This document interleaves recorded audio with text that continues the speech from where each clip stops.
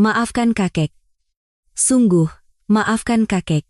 Seorang konglomerat berusia 70 tahun berlutut, tepat di tengah aula upacara penyerahan beasiswa. Di hadapan ratusan pasang mata dan kilatan blitz kamera, ia berlutut dan menangis terseduh-seduh di hadapan seorang gadis SMA berusia 18 tahun. Maafkan kakek. Sungguh, maafkan kakek. Yang dilihatnya hanyalah sebuah kalung usang yang melingkar di leher gadis itu. Begitu melihat kalung itu, raut wajah sang konglomerat menegang. Ia teringat putranya yang telah meninggal 18 tahun lalu. Siapakah gadis itu sebenarnya? Mengapa seorang konglomerat besar bisa luluh di hadapan gadis yang baru pertama kali ditemuinya? Halo, selamat datang di Sepenggal Kisah, tempat kami berbagi cerita yang menyentuh hati. Kisah hari ini adalah tentang seorang gadis yang setiap subuh membuat nasi uduk dan seorang kakek yang tak bisa menemukannya selama 18 tahun. Mohon dukungannya dengan subscribe dan like. Dukungan kecil Anda adalah kekuatan besar bagi kami untuk menciptakan cerita yang lebih baik. Bahkan sebelum alarm berbunyi, Kirana sudah membuka matanya. Dalam kegelapan, ia meraba-raba mencari saklar lampu dan membasuh wajahnya dengan air dingin. Sambil mengucek mata yang masih mengantuk, ia berjalan ke dapur. Di atas wastafel, ada beras yang sudah direndam sejak semalam. Dengan gerakan tangan yang sudah terbiasa, Kirana menanak nasi, mengiris tempe, dan menumis bihun. Beginilah hari seorang siswi kelas 3 SMA, berusia 18 tahun bernama Kirana, selalu dimulai. Pukul 6 pagi, ia membuka pintu warungnya. Sebuah warung nasi uduk kecil dengan papan nama usang bertuliskan Nasi Uduk Ibu Ratmi. Awalnya, warung itu dikelola oleh ibu angkatnya, Ibu Ratmi. Beliaulah yang membawa Kirana dari panti asuhan 10 tahun lalu dan membesarkannya seperti anak kandung sendiri. Namun, sejak Ibu Ratmi divonis menderita kanker lambung, Kiranalah yang menjaga warung itu sendirian. Nasi uduk 2 bungkus, Mbak. Baik, Pak. Sebentar ya. Satu persatu pelanggan mulai berdatangan di waktu subuh. Para kuli bangunan yang hendak berangkat kerja, ibu-ibu pedagang pasar. Dengan cekatan, Kirana membungkus nasi uduk dan tak pernah lupa tersenyum. Terima kasih, selamat menikmati. Meskipun tangannya kasar dan pecah-pecah, Kirana tidak peduli. Baginya, ini bukan apa-apa. Pukul 7:30, ia menutup warung dan berlari ke sekolah. Seragamnya sudah usang, tetapi selalu disetrika rapi. Kirana adalah peringkat pertama di sekolahnya. Bukan karena ia suka belajar, tapi karena hanya itu yang ia miliki. Saat istirahat, ia tak pernah melepaskan bukunya. Saat jam makan siang, ia berada di perpustakaan. Ia ingin percaya bahwa jika masuk universitas, sesuatu akan berubah. Namun, universitas terasa seperti mimpi. Jangankan biaya kuliah, biaya rumah sakit ibunya saja sudah sangat berat. Setiap kali melihat tagihan bulanan, Kirana merasa sesak napas. Bagaimana bertahan bulan ini? Bagaimana dengan bulan depan? Hanya itu yang ada di pikirannya. Sore itu, setelah sekolah usai, wali kelas memanggil Kirana. Kirana, kamu tahu Yayasan Bakti Wijaya? Yayasan beasiswa, Bu. Iya. Mereka memberikan beasiswa untuk siswa berprestasi dari keluarga kurang mampu. Nilaimu lebih dari cukup. Jantung Kirana berdebar kencang. Beasiswa. Mau coba mendaftar? Mereka hanya memilih 20 orang dari seluruh Indonesia. Ibu akan tuliskan surat rekomendasi. Terima kasih banyak, Bu. Kirana menundukkan kepala untuk berterima kasih. Tanpa sadar, tangannya bergerak ke arah dada, menyentuh kalung yang tersembunyi di balik blus seragamnya. Ia selalu begitu saat gugup atau cemas. Kalung itu, satu-satunya peninggalan dari ibu kandungnya, yang katanya adalah milik ayahnya. Malam itu, Kirana mampir ke rumah sakit. Kamar tempat Ibu Ratmi dirawat adalah kamar kelas 3 di pojok. Mengenakan baju pasien, Ibu Ratmi tampak sangat kurus. Ibu, aku datang. Kiranaku sudah datang. Pasti lelah ya, Nak? Enggak, kok. Warung ramai hari ini. Kirana tersenyum sambil menggenggam tangan Ibu Ratmi. Tangan yang kasar dan kapalan. Tangan yang telah membungkus ribuan porsi nasi uduk, tangan yang membawanya dari panti asuhan di usia 10 tahun dan membesarkannya. Bu, aku mendaftar beasiswa. Kalau dapat, bisa untuk bantu biaya rumah sakit. Mata Ibu Ratmi berkaca-kaca. Kasihan anakku, berat sekali bebanmu. Coba saja ibu tidak sakit. Jangan bilang begitu, ibu kan yang sudah membesarkanku. Kirana menggenggam erat tangan Ibu Ratmi. Aku pasti akan melindungimu, janjinya dalam hati.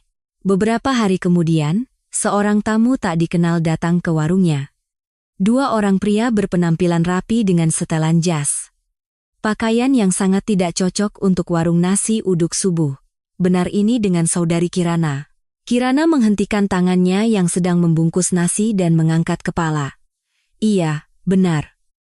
Bapak siapa, ya? Kami dari Yayasan Bakti Wijaya. Kami datang untuk melakukan kunjungan rumah.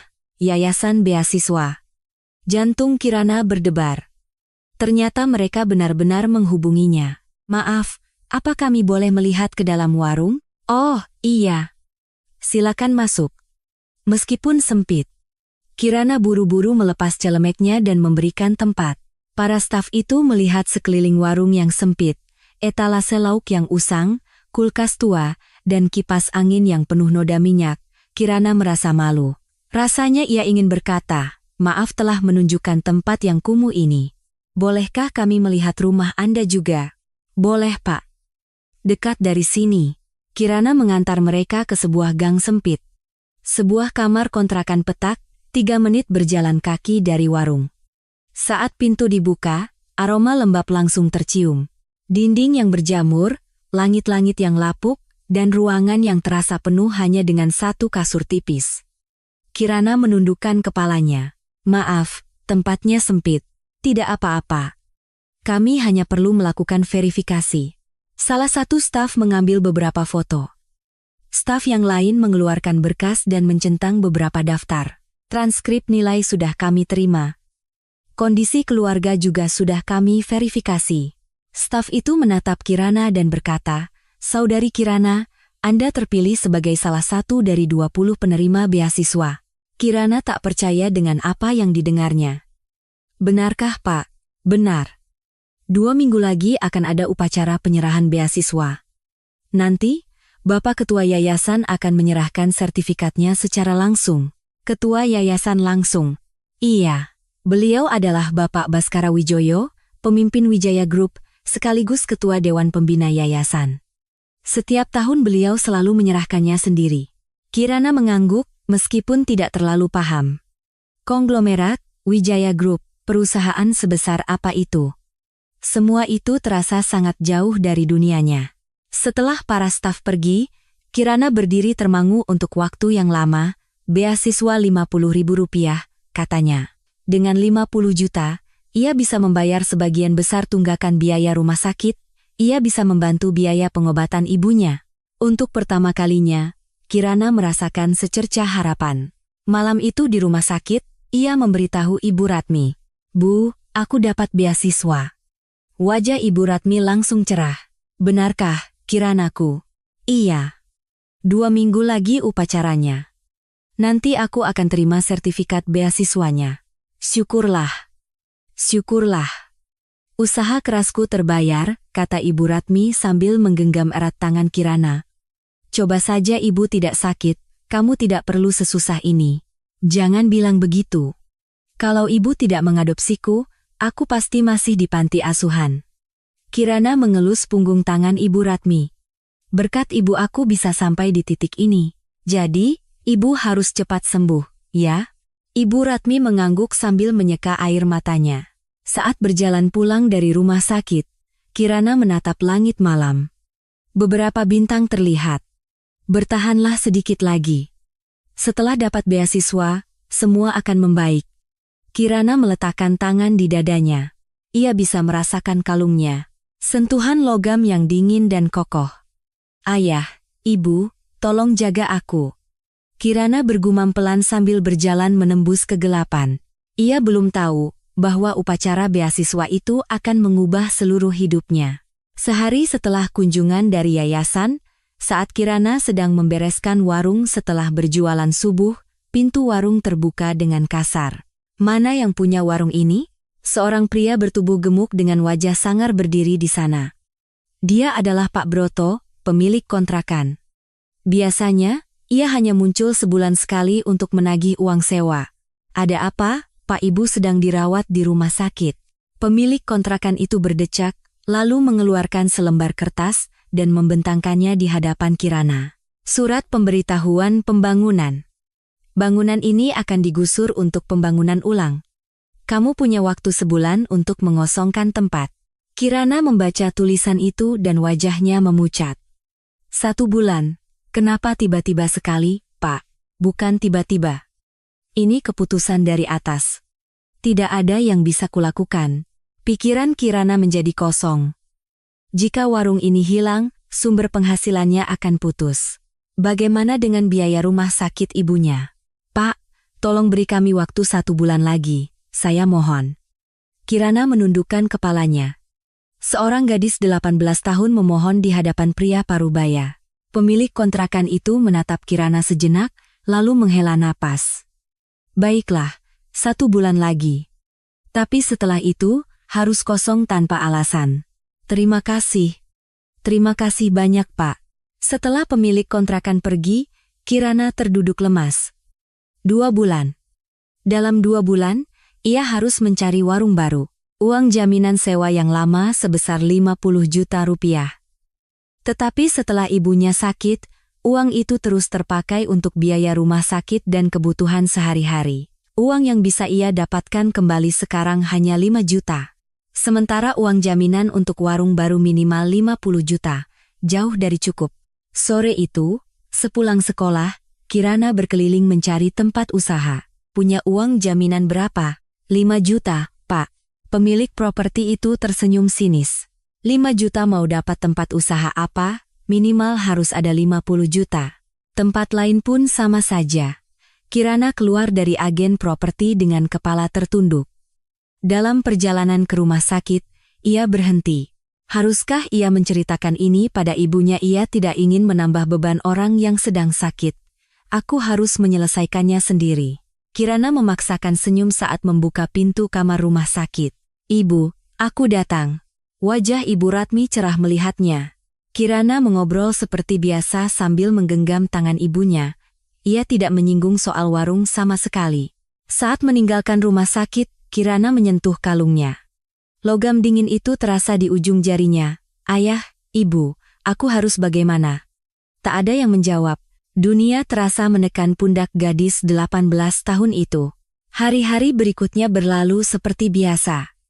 Kirana bangun pukul 4 subuh untuk membuat nasi uduk, pukul 7:30 berlari ke sekolah, dan malamnya mampir ke rumah sakit. Satu hal yang berubah adalah tangan Kirana. Setiap subuh ia mencuci beras di air dingin, mengiris tempe, dan membungkus nasi. Jari jemarinya pecah-pecah dan mengelupas. Terkadang sampai berdarah. Kirana hanya menempelkan plester dan kembali membuat nasi uduk. Ia tidak bisa berhenti. Ujian nasional tinggal 2 minggu lagi. Di kelas, teman-temannya sedang dalam persiapan akhir, ikut bimbingan belajar, les privat, belajar semalaman. Kirana tidak punya kemewahan seperti itu. Waktu istirahat 10 menit, makan siang 30 menit. Itulah satu-satunya waktu yang ia punya untuk belajar. Meski begitu, Kirana tidak pernah melepaskan bukunya. Suatu hari, wali kelasnya memanggil. Kirana, akhir-akhir ini kamu terlihat sangat lelah. Kamu baik-baik saja. Saya baik-baik saja, Bu. Kirana mencoba tersenyum.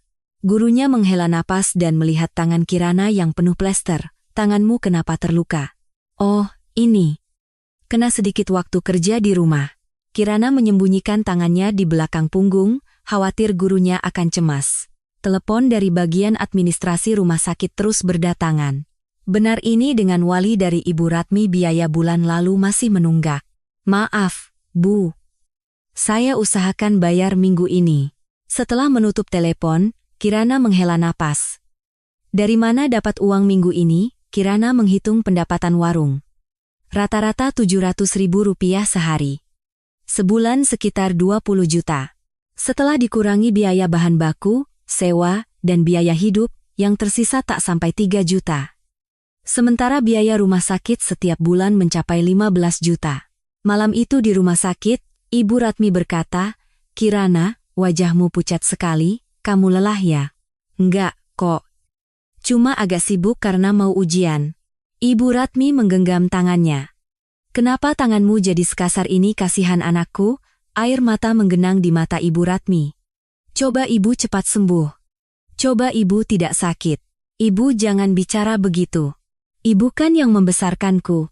Kirana menggenggam erat tangannya. "Ibu cukup cepat sembuh saja, sisanya biar aku yang urus. Aku juga dapat beasiswa kan? Semua akan baik-baik saja."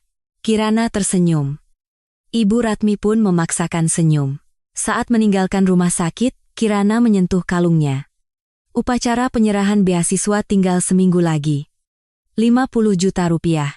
Bukan jumlah yang sangat besar, tapi setidaknya bisa untuk membayar sebagian tunggakan biaya rumah sakit. "Bertahanlah sedikit lagi." Kirana berjalan sambil menghirup udara malam yang dingin.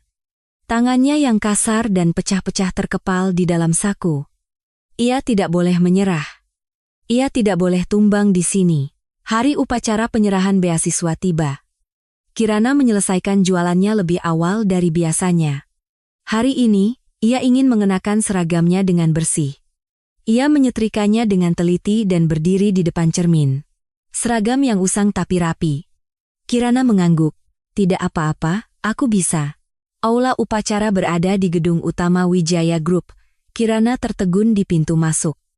Langit-langit yang tinggi, lampu kristal yang berkilauan, orang-orang berjas. Dunia yang sangat berbeda dengan dunianya. Jantungnya berdebar kencang. Tanpa sadar, tangannya bergerak ke arah kalungnya, memainkannya di balik blus, kebiasaan saat ia gugup. "Saudari Kirana, kan silakan lewat sini." Mengikuti arahan staf, Kirana duduk di kursi yang telah ditentukan. Ada 20 penerima beasiswa, termasuk dirinya. Semuanya mengenakan seragam, tapi entah kenapa hanya dirinya yang terlihat paling sederhana. "Jangan pedulikan. Hari ini terima sertifikat saja sudah cukup." Tak lama kemudian, MC mengambil mikrofon. "Kita akan memulai upacara penyerahan beasiswa Yayasan Bakti Wijaya yang ke-15. Terdengar tepuk tangan. Sertifikat beasiswa akan diserahkan langsung oleh Bapak Baskara Wijoyo, Ketua Dewan Pembina. Seorang pria naik ke atas panggung. Rambutnya rapi dengan sedikit uban, setelan jas biru tua, postur yang tegap. Sulit dipercaya usianya sudah 70 tahun, terpancar wibawa yang kuat. Baskara Wijoyo. Kirana menatapnya dari kejauhan. Satu persatu nama penerima beasiswa dipanggil. Ketiga, Kirana. Kirana bangkit dari kursinya dan berjalan ke panggung. Jantungnya serasa mau meledak. Kakinya gemetar saat menaiki tangga. Tangannya kembali menyentuh kalung, memainkannya tanpa sadar untuk menenangkan diri. Pada saat itu, kalung yang ada di balik blus seragamnya keluar. Kalung perak itu berkilau di bawah sorotan lampu. Kirana berdiri di hadapan sang ketua. Saat Baskara hendak menyerahkan sertifikat, ia berhenti. Matanya terpaku pada sesuatu yang berkilau di leher Kirana. Wajahnya menegang. Tangannya mulai gemetar. Tangan yang memegang sertifikat beasiswa itu membeku. Bapak panggil Kirana dengan hati-hati. Baskara tidak menjawab. Matanya terpaku pada kalung itu. Seolah-olah ia melihat hantu. Bibirnya bergetar. Kalung itu. Kenapa ada pada anak ini? Itu adalah kalung yang ia buatkan khusus untuk upacara kedewasaan putranya, 18 tahun yang lalu, satu-satunya di dunia. Pikiran Baskara menjadi kosong. "Bapak, Anda tidak apa-apa?" tanya seorang staf di sebelahnya. Baskara tersadar. Dengan tangan gemetar, ia menyerahkan sertifikat itu kepada Kirana. "Selamat," suaranya pun bergetar. Kirana menunduk hormat dan turun dari panggung. Ia merasa ada yang aneh, tapi tidak terlalu memikirkannya. Namun, Baskara berbeda. Selama sisa upacara, matanya tak pernah lepas dari Kirana. Jantungnya berdebar tak karuan. Siapa anak itu? Kenapa ia memakai kalung banyu tangannya terus gemetar? Setelah upacara selesai, Kirana langsung menuju rumah sakit. Di tangannya ada sertifikat beasiswa. Ia ingin cepat-cepat menunjukkannya pada ibunya. Dengan 50 juta, setidaknya bisa bayar sebagian tunggakan. Langkah Kirana terasa ringan. Saat memasuki lobi rumah sakit, teleponnya berdering. Dari ruang perawat. Benar, ini dengan Wali dari Ibu Ratmi. Bisa segera ke sini, kondisi pasien tiba-tiba memburuk. Jantung Kirana mencelos. Ada apa, suster, ibu saya kenapa? Kondisi pasien menurun drastis. Tolong segera datang. Kirana mulai berlari. Menaiki tangga 2 anak tangga sekaligus. Napasnya tersengal. Tapi ia tidak bisa berhenti. Saat tiba di depan kamar rawat, seorang dokter sudah berdiri di sana. Anda walinya? Iya, Dok. Saya putrinya. Ibu saya kenapa? Dokter itu membawa Kirana ke sudut koridor. Kankernya menyebar lebih cepat dari perkiraan.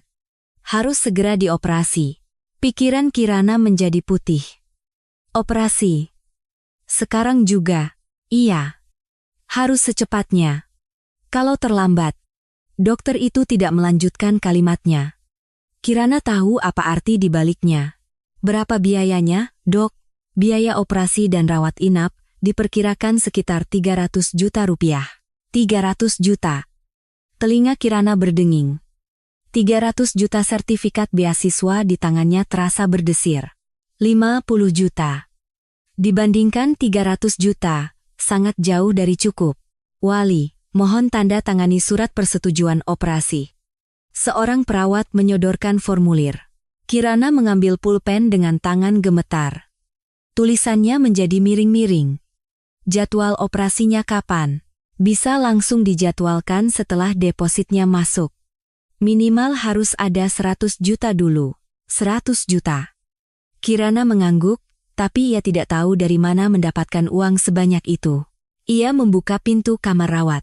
Ibu Ratmi terbaring di tempat tidur. Wajahnya pucat.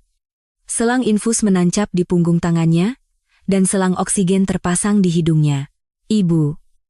Suara Kirana bergetar. Ibu Ratmi membuka matanya dengan susah payah. Kirana. Sudah datang. Iya, Bu, aku datang. Ini, aku dapat sertifikat beasiswanya. Kirana memaksakan senyum sambil menunjukkannya. Ibu Ratmi tersenyum tipis. Hebat. Anakku. Setelah mengucapkan itu, Ibu Ratmi kembali memejamkan matanya. Kirana keluar dari kamar. Ia terduduk di kursi dingin di ujung koridor. Di tangannya, sertifikat beasiswa yang sudah lecek. 50 juta, 300 juta. Sangat kurang. Air matanya tidak keluar. Pikirannya kosong. Seluruh tubuhnya gemetar. Bagaimana ini? Bagaimana? Kirana menggenggam erat kalungnya. Ayah, Ibu, aku harus bagaimana? Tak ada yang menjawab. Malam semakin larut. Koridor rumah sakit sunyi. Hanya cahaya lampu neon yang samar-samar menyinari Kirana. Ia masih duduk di sana, entah sudah berapa lama. Di tangannya, sertifikat beasiswa yang kusut. Ia membukanya dan membacanya lagi. Beasiswa 50.000 rupiah. Bibirnya bergetar. Jumlah yang besar, tapi masih jauh dari 300 juta. Sisa 250 juta. Dari mana ia bisa mendapatkannya? Kirana memegangi kepalanya. Ia mencoba berpikir. Sisa uang jaminan warung 5 juta.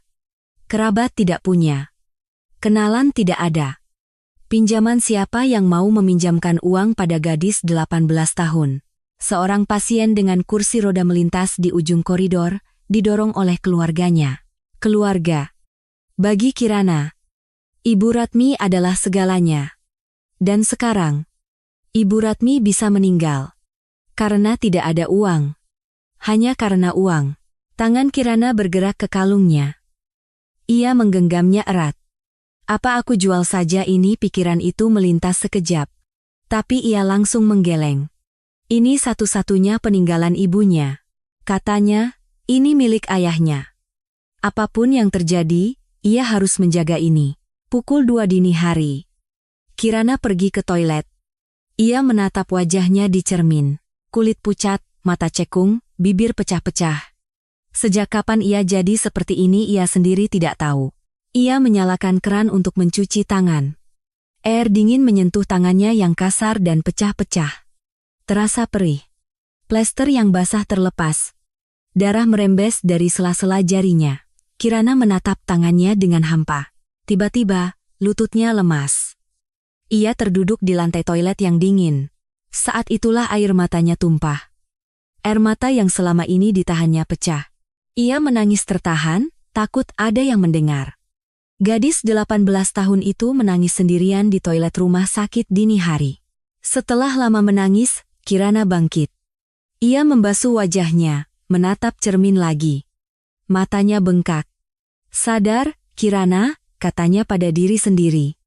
Menangis tidak akan mengubah apa-apa, aku harus melakukan sesuatu. Tapi ia tidak tahu harus berbuat apa. Ia kembali ke koridor dan duduk di kursi. Mengeluarkan ponsel dari sakunya. Pukul 3 dini hari. Beberapa jam lagi, ia harus berjualan nasi uduk. Hari ini, besok, lusa. Kirana meletakkan ponselnya dan menatap langit-langit. Ayah, ibu. Tak ada yang menjawab, hanya lampu neon yang menatapnya dengan dingin. Kirana memejamkan mata. Udara dingin koridor rumah sakit menyapu pipinya.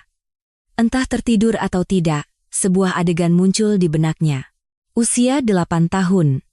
Ibu kandungnya, Aruna, terbaring di ranjang rumah sakit, wajah pucat, tangan kurus.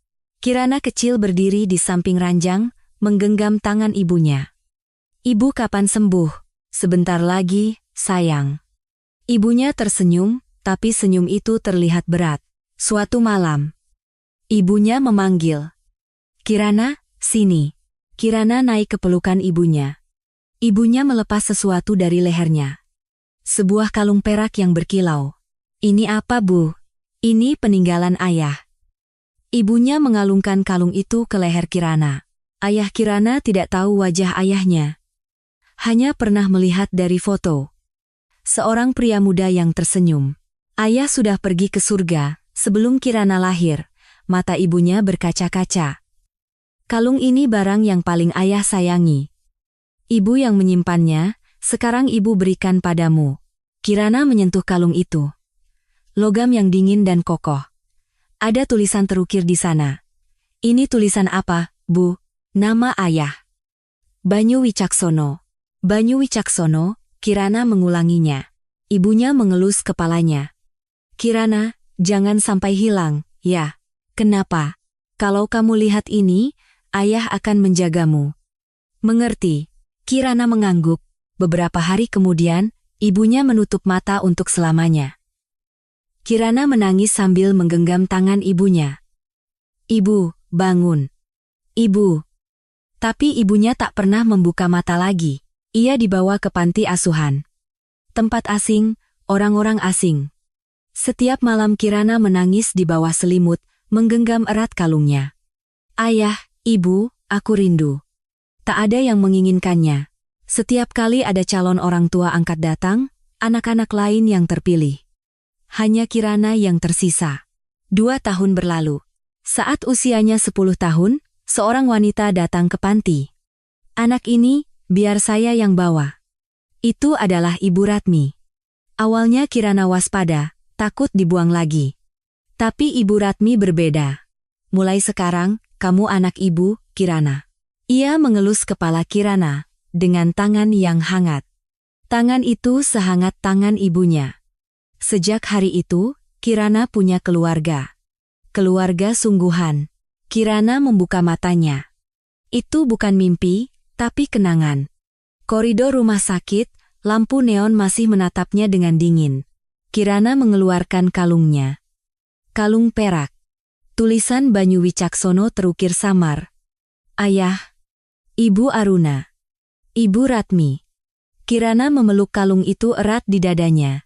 Karena kalung inilah ia bisa bertahan. Merasa tidak sendirian. Tolong, lindungi mereka semua. Di luar jendela, fajar mulai menyingsing. Malam setelah upacara penyerahan beasiswa, Baskara Wijoyo duduk sendirian di ruang kerjanya. Hanya lampu meja yang menerangi kegelapan. Di tangannya, ada foto dari acara penyerahan beasiswa. Foto dokumentasi yang diambil oleh asistennya. Mata sang konglomerat terpaku pada kalung perak yang melingkar di leher gadis dalam foto itu. Jantungnya terasa berhenti berdetak.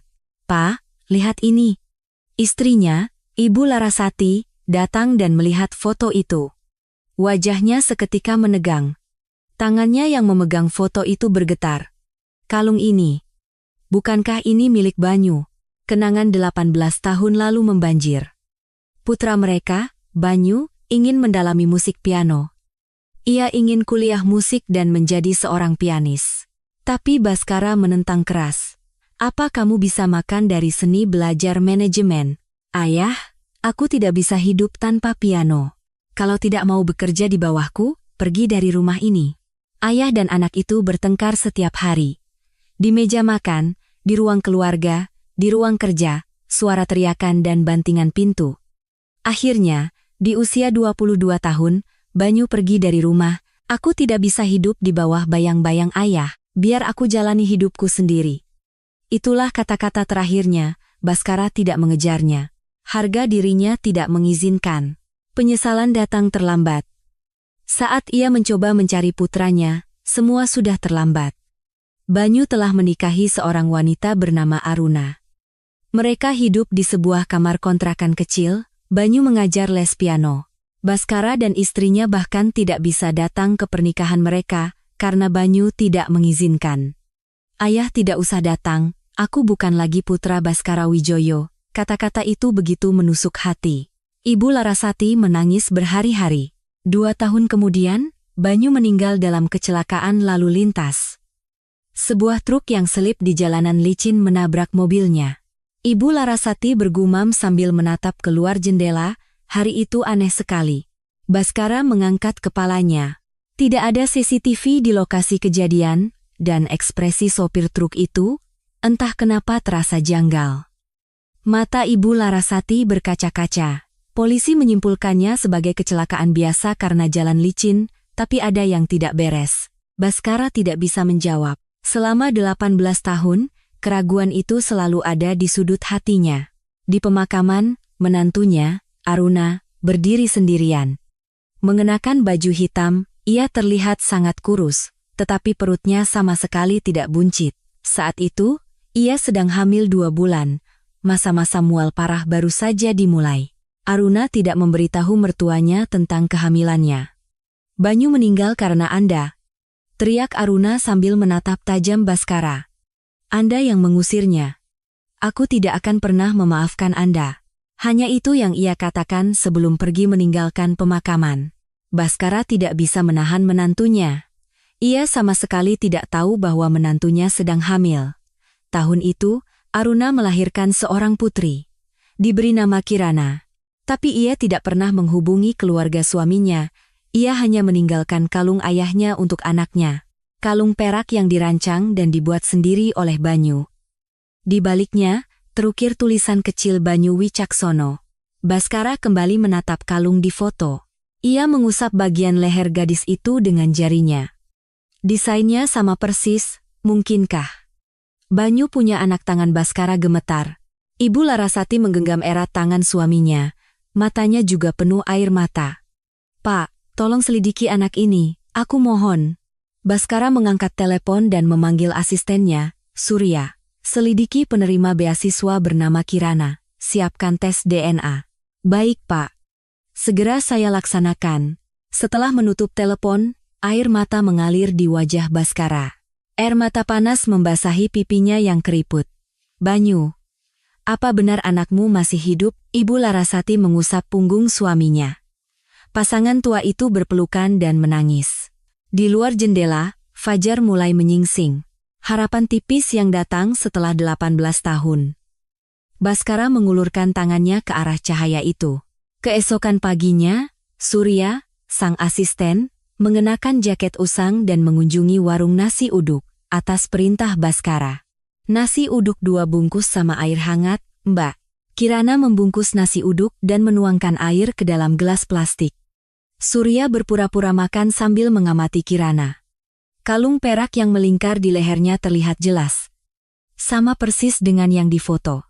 Saat hendak pergi, Surya diam-diam mengambil gelas plastik yang dipakai Kirana, memasukkannya dengan hati-hati ke dalam kantong plastik. 3 hari kemudian, hasil tes DNA awal keluar. Probabilitas hubungan kakek cucu 99,99%. Tangan Baskara gemetar. Ia memegang hasil tes itu tanpa bisa berkata-kata untuk waktu yang lama. Banyu, dia benar-benar putrimu. Ibu Larasati berlari dan melihat hasil tes itu. Ia pun terduduk dan menangis. Ya Tuhan, cucu kita masih hidup. Namun, kebahagiaan itu hanya sesaat. Sang asisten memberikan laporan tambahan. Pak, ini kondisi Kirana saat ini. Isi laporan itu sangat menyedihkan. Seorang gadis 18 tahun yang bangun pukul 4 subuh untuk membuat nasi uduk. Ibu angkatnya dirawat di rumah sakit karena kanker lambung stadium akhir, menunda operasi karena tidak ada biaya 300 juta rupiah, warungnya akan digusur dalam 2 bulan. Kondisi keuangan sangat buruk. Wajah Baskara mengeras. Cucuku hidup seperti ini selama 18 tahun. Cucunya bertahan sendirian. Tanpa ayah, tanpa ibu, tanpa kakek nenek. Berjuang sendirian di dunia yang kejam. Baskara bangkit berdiri. Kita pergi sekarang. Kita harus menemui cucu kita. Asistennya berkata dengan hati-hati, Pak, saat ini Kirana ada di rumah sakit, di kamar ibu angkatnya. Baskara menyambar jasnya. Ibu Larasati ikut berdiri. Aku juga ikut. Aku harus melihat wajah cucu kita. Sebuah sedan hitam melaju di jalanan malam. Baskara menatap keluar jendela, berpikir, apa yang harus kukatakan padanya? Minta maaf, mengatakan aku kakeknya, bahwa aku akan ada di sisinya sekarang, kata-kata apapun terasa tidak cukup. Bagaimana bisa menebus waktu 18 tahun? Mereka tiba di rumah sakit. Naik lift ke lantai 5. Di depan kamar rawat di ujung koridor, Baskara berhenti. Ia bisa melihat ke dalam melalui celah pintu. Kirana duduk di samping tempat tidur, menggenggam tangan ibu angkatnya sambil menangis dalam diam. Terlihat tangannya yang penuh plester. Ibu, tunggu sebentar lagi ya. Aku pasti akan dapatkan biaya operasinya, suara Kirana terdengar. Suara yang bergetar, lelah, namun tidak menyerah. Hati Baskara terasa hancur. Betapa berat beban yang dipikul pundak kecil itu. Ibu Larasati menutup mulutnya menahan isak. Baskara menarik napas dalam-dalam. Lalu, ia membuka pintu kamar rawat. Kirana mengangkat kepalanya. 2 orang tua asing berdiri di sana. Siapa? Baskara melangkah maju dengan kaki gemetar. Air mata mengalir di wajahnya yang keriput. Kirana. Suaranya parau. Aku, kakek kandungmu. Mata Kirana membelalak. Wajahnya menunjukkan kebingungan. Keheningan menyelimuti kamar rawat. Hanya suara detak jam yang terdengar. Kakek kandung suara Kirana bergetar. Wajahnya penuh ketidakpercayaan. Saya tidak punya kakek. Kirana bangkit berdiri, menggenggam erat tangan Ibu Ratmi, beliau ibu saya, orang yang membesarkan saya. Baskara melangkah lebih dekat. Kirana, dengarkan kakek dulu. Ayahmu bernama Banyu Wicaksono. Dia putra kakek. Mata Kirana goyah. Ia menyentuh kalung di lehernya. Kalung ini dibuat sendiri oleh ayahmu. Di baliknya terukir namanya. Kirana membalik kalungnya. Tulisan Banyu Wicaksono terlihat samar. Ibu bilang ini kalung ayah. Air mata Baskara mengalir. Benar. Banyu membuatnya sendiri saat usianya 20 tahun. Kakek ingat semuanya. Kirana menggelengkan kepala, bingung. Lalu kenapa, di mana kakek selama 18 tahun ini? Suara Kirana menajam. Saat ibu saya meninggal, saat saya di panti asuhan, tidak ada siapapun yang datang. Saat Baskara hendak membuka mulut, Kirana menyela. Saya sibuk. Besok subuh saya harus jualan nasi uduk, dan saya harus mencari biaya operasi ibu saya. Kirana berjalan melewati Baskara menuju pintu. Tunggu, Kirana. Ibu Larasati memegang tangan Kirana. Tangan keriput itu terasa hangat. Nenek minta maaf. Kami benar-benar tidak tahu. Kami tidak tahu kamu ada. Langkah Kirana terhenti, tapi ia tidak menoleh. Kami juga punya hasil tes DNA, 99,99%.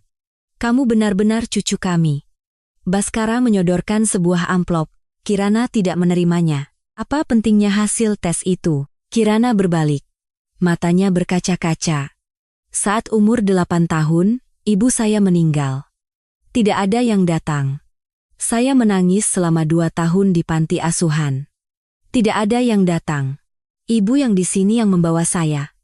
Beliau keluarga saya. Suara Kirana parau. Sekarang baru datang mengaku sebagai kakek, jangan bercanda. Kaki Baskara lemas. Ia terduduk di lantai. Kirana.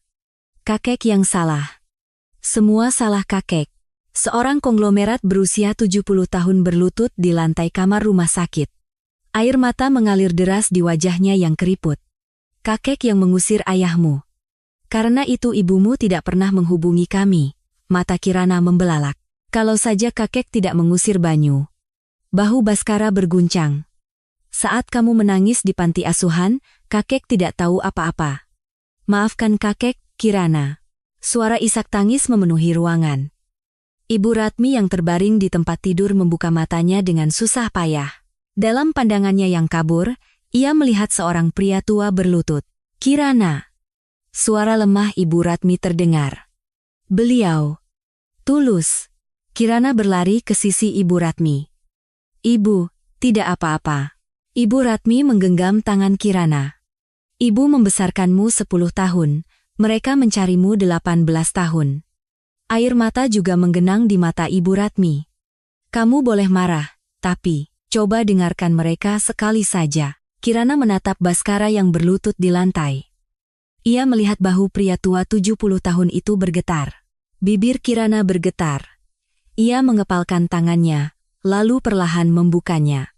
Bangun, Kek, kata Kirana pelan. Lantainya dingin. Baskara mengangkat kepalanya. Air mata juga mengalir di mata Kirana. Itu belum sebuah pengampunan. Tapi sebuah pintu telah terbuka. Celah kecil. Dan melalui celah itu, harapan merembes masuk. Beberapa hari kemudian, gosip menyebar di kantor pusat Wijaya Group. Katanya cucu Pak Baskara muncul. Anak SMA penjual nasi uduk. Sampai tes DNA segala.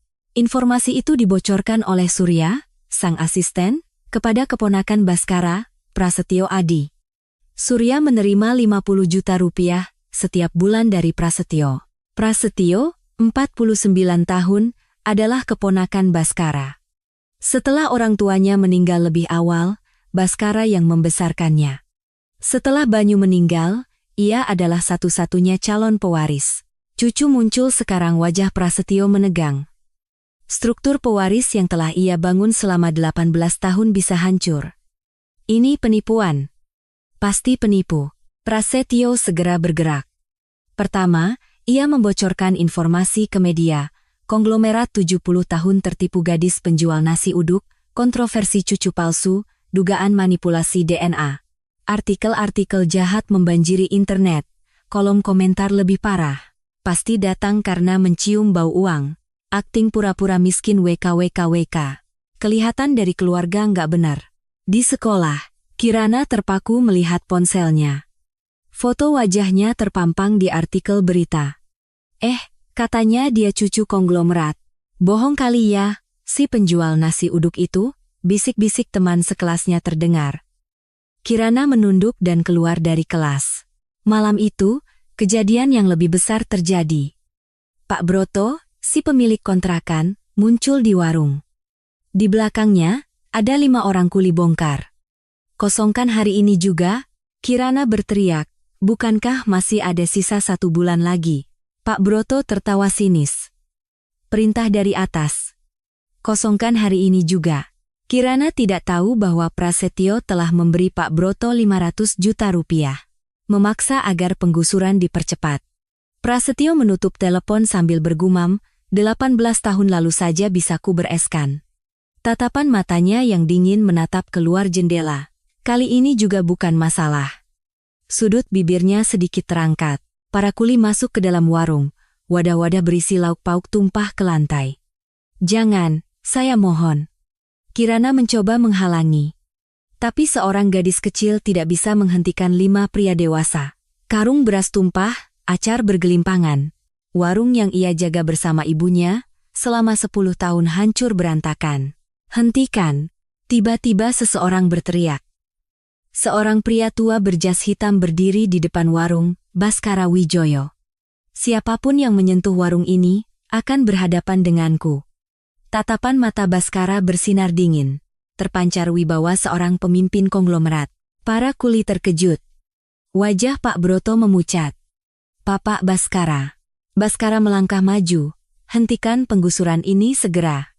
Ini penggusuran ilegal, masa kontrak belum berakhir." Baskara berkata dengan dingin. "Tim hukum Wijaya Group akan melayangkan gugatan ganti rugi besok. Bersiaplah." Wajah Pak Broto menjadi biru. Para kuli mundur perlahan. "Maaf Pak, saya juga hanya disuruh." Pak Broto membungkukkan badan. Baskara tidak lagi memandangnya. Baskara mendekati Kirana. Cucunya berdiri di atas beras yang tumpah, rok seragamnya terciprat kuah acar. Baskara melepas jasnya dan menyampirkannya di bahu Kirana. "Maaf kakek terlambat, Kirana." Air mata mengalir di mata Kirana. Ia tidak bisa berkata apa-apa. Baskara merangkul bahu Kirana. "Warung ini nanti kakek yang urus. Sekarang, operasi ibumu yang utama." Bahu Kirana berguncang. Tangan kecilnya mencengkeram punggung Baskara. Di luar warung, para wartawan berkerumun. Kilatan blitz mulai menyala. Baskara berbalik dan menatap kamera. Dengan suara tegas, ia mengumumkan, "Anak ini adalah cucu kandung saya, Kirana." Blitz meledak seperti bom. Wijaya Group akan mengadakan konferensi pers resmi besok. Baskara menggenggam tangan Kirana. "Kami akan mengungkap semua kebenarannya." Keesokan harinya, pukul 11 pagi, aula utama Wijaya Group penuh sesak oleh wartawan. Kilatan blitz kamera tak henti-hentinya menyala. Di atas panggung, Baskara Wijoyo berdiri. Di sampingnya, duduk istrinya, Ibu Larasati, dan Kirana. Kirana mengenakan blus putih yang rapi. Di lehernya, kalung perak ayahnya masih melingkar. Baskara mengambil mikrofon. "Hari ini saya mengadakan acara ini untuk sebuah pengumuman penting." Para wartawan menahan napas. "Pertama, saya akan mengungkap hasil tes DNA." Di layar besar, hasil tes ditampilkan. Sampel A Baskara Wijoyo, 70 tahun, pria. Sampel B Kirana, 18 tahun, wanita. Probabilitas hubungan kakek cucu, 99,997%. Suara gumaman menyebar. "Kirana adalah putri kandung dari putra saya, Banyu Wicaksono. Dengan kata lain, dia adalah cucu kandung saya." Blitz meledak. Baskara mengangkat tangannya untuk menenangkan suasana. "Dan saya akan mengungkap dalang di balik penyebaran isu cucu palsu." Di layar, data baru muncul. Prasetyo Adi, Wakil Direktur, Riwayat Pemberitaan ke Media. Broto, pemilik kontrakan. Catatan transfer dana Rp500.000. Surya, asisten catatan penerimaan dana bulanan Rp50.000. Aula menjadi gaduh. Keponakan saya, Prasetyo, yang mencoba mengusir cucu saya. Prasetyo, yang duduk di sudut aula, wajahnya memucat. Saat itu, pintu belakang aula terbuka. 2 orang polisi masuk. "Saudara Prasetyo Adi, Anda kami minta ikut ke kantor polisi atas tuduhan perbuatan tidak menyenangkan dan pencemaran nama baik." Prasetyo bangkit dari kursinya. Polisi memegangi kedua lengannya. Para wartawan mengarahkan kamera padanya. Blitz menyala gila-gilaan. Prasetyo hanya diam saat digiring pergi. Ia menatap Baskara sekali, tapi tidak berkata apa-apa. Pintu tertutup. Konferensi pers berakhir dengan sukses. Tapi hati Baskara terasa berat. Malam itu, ia duduk sendirian di ruang kerjanya. Kata-kata istrinya beberapa hari lalu terus terngiang. Tidak ada CCTV di lokasi kejadian, dan ekspresi sopir truk itu janggal. Polisi menyimpulkannya sebagai kecelakaan biasa, tapi ada yang tidak beres.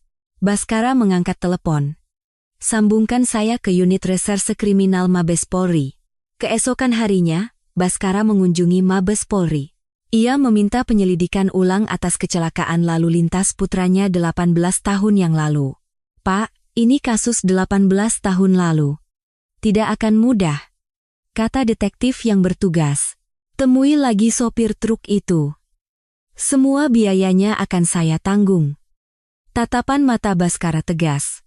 Saya harus tahu bagaimana putra saya meninggal. 2 minggu kemudian, telepon dari detektif itu datang. Pak, kami sudah menemukan sopir truknya. Jantung Baskara berdebar. Di mana dia? Dia punya usaha jual beli mobil bekas di luar kota. Sekarang sedang kami bawa untuk diinterogasi. Baskara bergegas ke Mabes Polri. Di monitor ruang interogasi, terlihat wajah si sopir truk. Seorang pria kurus berusia akhir 50-an. Kecelakaan 18 tahun lalu, apa itu benar-benar kecelakaan, tanya detektif. Sopir truk itu menunduk. Setelah lama terdiam, ia membuka mulut. Bukan. Tangan Baskara gemetar. Siapa yang menyuruh Anda, desak detektif? Prasetyo. Mata Baskara membelalak. Saya dibayar 300 juta. Disuruh mengarahkan truk dan menabraknya di jalan itu. Sopir truk itu mulai menangis. Saya minta maaf. Selama ini saya hidup dalam rasa bersalah. Hidup tapi seperti mati. Waktu itu saya sangat butuh uang. Baskara tidak bisa mendengar lebih jauh lagi. Lututnya lemas di depan monitor. Prasetyo. Yang membunuh Banyu, suara Baskara parau. Anak yang kubesarkan. Membunuh putraku. Selama 18 tahun dia tersenyum di sampingku. Bahu Baskara berguncang. Air mata mengalir di wajahnya yang keriput. Banyu, ayah minta maaf. Malam itu, Kirana menerima telepon dari Baskara di rumah sakit. Kirana, kakek mau bicara. Suara Baskara bergetar. Ayahmu meninggal bukan karena kecelakaan. Tangan Kirana menegang. Prasetyo yang menyuruh orang untuk membunuhnya. Tangan Kirana yang memegang telepon bergetar hebat. Apa? Air mata Kirana tumpah. Ayah yang tak pernah ia temui, ternyata dibunuh oleh seseorang. Kakek pasti akan membuatnya menerima hukuman, suara Baskara mengeras. Kakek akan melindungimu. Demi ayahmu. Kirana tidak bisa menjawab. Ia hanya menangis dalam diam. Di luar jendela kamar rumah sakit, kegelapan turun. Kebenaran yang terungkap setelah 18 tahun. Bebannya terasa begitu berat.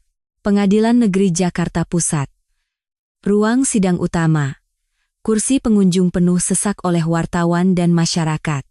Hari ini adalah sidang Prasetyo, Baskara, Ibu Larasati, dan Kirana duduk berdampingan. Di tangan Kirana, kalung ayahnya tergenggam erat. Prasetyo masuk ke kursi terdakwa.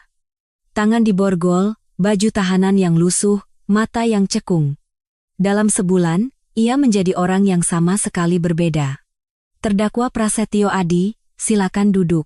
Suara hakim menggema. Prasetyo duduk. Ia mengangkat kepala dan menatap ke arah kursi pengunjung. Matanya bertemu dengan mata Baskara. Prasetyo yang pertama kali membuang muka. Pihak jaksa, silakan bacakan tuntutan. Jaksa bangkit berdiri. Terdakwa Prasetyo Adi, 18 tahun yang lalu, telah menyewa sopir truk bernama Bambang untuk membunuh sepupunya, Banyu Wicaksono, dengan bayaran 300 juta rupiah, dan merekayasanya sebagai kecelakaan lalu lintas. Ruang sidang menjadi gaduh. Motif terdakwa adalah warisan. Jaksa mengangkat berkas. Terdakwa menilai, jika Banyu Wicaksono meninggal, ia akan menjadi satu-satunya pewaris. Prasetyo menundukkan kepalanya. Selain itu, baru-baru ini terdakwa juga melakukan tindak pidana penyebaran berita bohong, perbuatan tidak menyenangkan, dan menyuruh melakukan penggusuran ilegal terhadap cucu kandung Bapak Baskara Wijoyo, saudari Kirana. Jaksa menatap Prasetyo. 18 tahun lalu membunuh ayahnya, 18 tahun kemudian mencoba mencelakai putrinya. Desahan terdengar dari kursi pengunjung. Jaksa penuntut umum menuntut terdakwa dengan hukuman penjara seumur hidup. Ruang sidang hening. Hakim menatap kursi terdakwa. Terdakwa, apakah Anda ingin menyampaikan pembelaan terakhir? Prasetyo perlahan berdiri. Dengan suara bergetar, ia membuka mulut. Saya hanya ingin disayangi.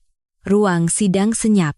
Sejak usia 7 tahun, saya kehilangan orang tua dan dibesarkan oleh paman saya. Mata Prasetyo berkaca-kaca. Paman terasa seperti ayah sendiri. Saya ingin diakui. Prasetyo menatap Baskara. Tapi Paman selalu hanya melihat Banyu. Bahkan setelah Banyu pergi dari rumah dan memutuskan kontak, suara Prasetyo parau. Saya selalu ada di samping Paman. Kenapa Paman tidak pernah melihat saya? Wajah Baskara menegang. Jadi saya pikir, kalau Banyu tidak ada, Paman akan melihat saya. Prasetyo menundukkan kepalanya, tapi bahkan setelah Banyu meninggal, Paman tetap hanya mencari Banyu. Selama 18 tahun. Bahu Prasetyo berguncang. Saya ini dianggap apa? Suara isak tangis terdengar di ruang sidang.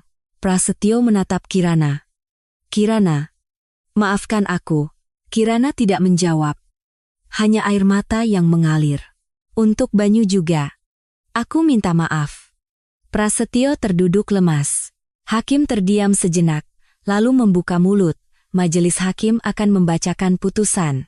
Ruang sidang menahan napas. Menyatakan terdakwa Prasetyo Adi terbukti secara sah dan meyakinkan bersalah, dan menjatuhkan hukuman penjara selama 25 tahun. Palu diketuk.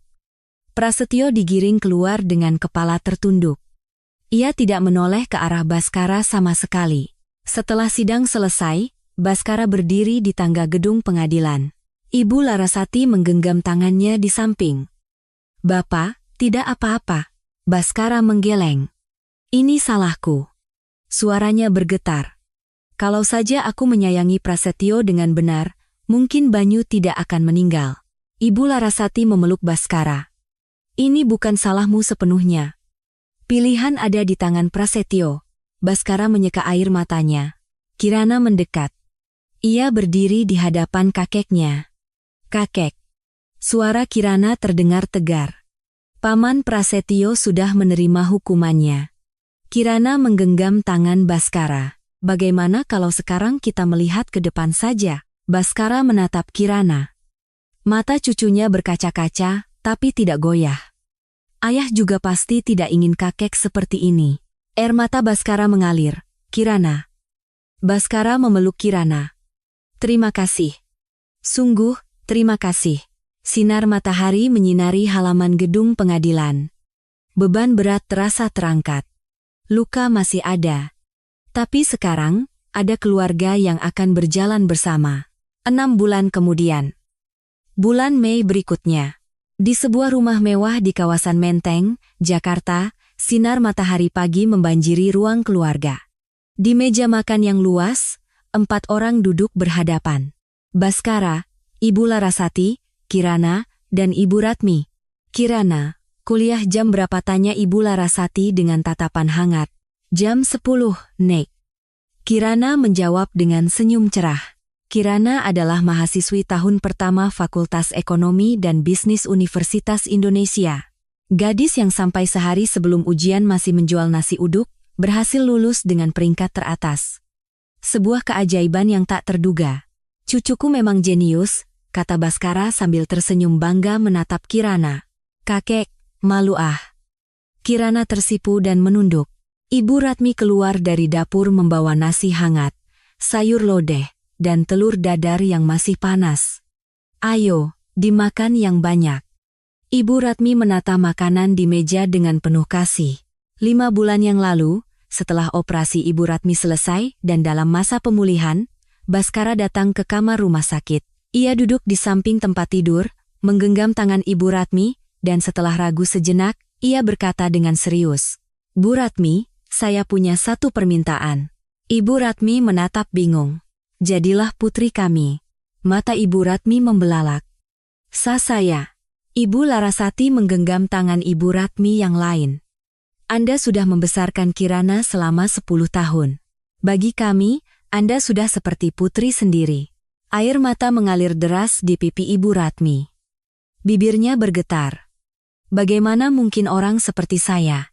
Baskara tersenyum lembut, saya kehilangan seorang putra. Seumur hidup, rasanya ada lubang di hati saya.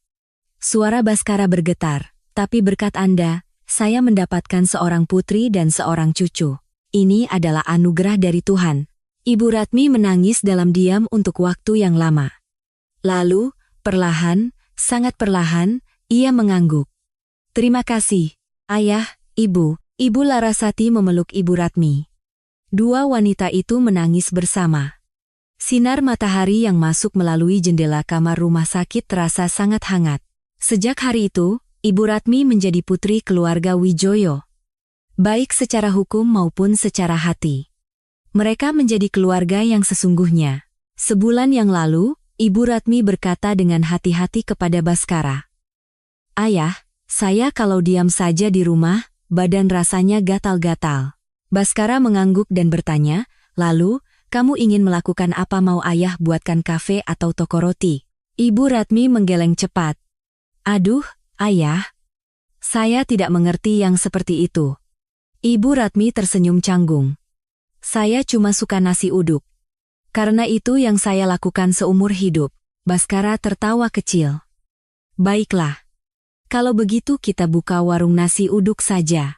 Maka, dibukalah sebuah warung di ruko kecil di pinggiran Jakarta. Papan nama baru terpasang. Nasi uduk Ibu Ratmi. Itu menjadi kesibukan kecil bagi Ibu Ratmi.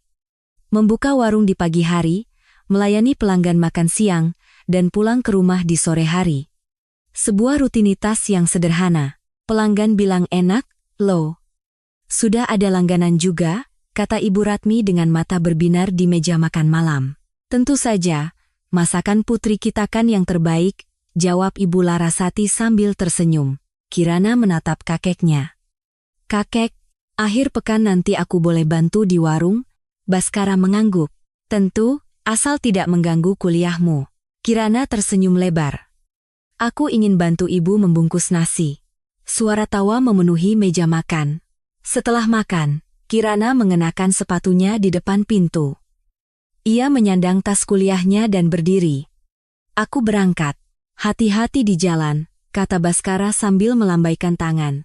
Kirana membuka pintu, lalu berhenti sejenak. Ia menyentuh kalung perak di lehernya dengan ujung jari dan berbisik pelan. Ayah, aku baik-baik saja di sini. Ada kakek, nenek, dan ibu juga. Jangan khawatir. Kirana tersenyum dan melangkah keluar. Baskara menatap punggung Kirana dari jendela.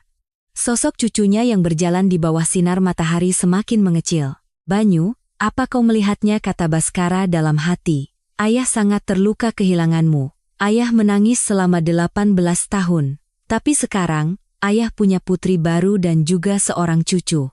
Mata Baskara berkaca-kaca. Tapi senyum terukir di bibirnya. Akan kuanggap ini hadiah darimu. Ibu Larasati mendekat dan menggenggam tangan Baskara. Bapak sedang memikirkan apa? Memikirkan Banyu. Baskara menatap istrinya. Dia pasti bahagia sekarang di sana, kata Ibu Larasati, sambil merangkul bahu suaminya. Sinar matahari musim semi memenuhi ruang keluarga. Dari dapur, terdengar Ibu Ratmi bersenandung sambil mencuci piring. Suaranya terdengar damai. Sepasang suami istri yang kehilangan putra, seorang gadis yang kehilangan orang tua, seorang wanita yang tak punya keluarga. 4 orang itu saling mengisi kekosongan satu sama lain. Musim dingin yang panjang telah berakhir. Luka selama 18 tahun perlahan-lahan sembuh. Di luar jendela, kelopak bunga sakura berjatuhan. Musim semi pertama bagi keluarga baru itu, cucu yang tak ditemukan selama 18 tahun, gadis penjual nasi uduk setiap subuh, dan sebuah keluarga yang saling mengisi kekosongan. Terkadang, ada yang lebih kental dari darah, waktu yang dihabiskan bersama, dan juga hati. Kisah hari ini sampai di sini. Jika cerita ini berkesan di hati Anda, mohon tekan tombol subscribe. Kami akan kembali dengan cerita yang lebih hangat.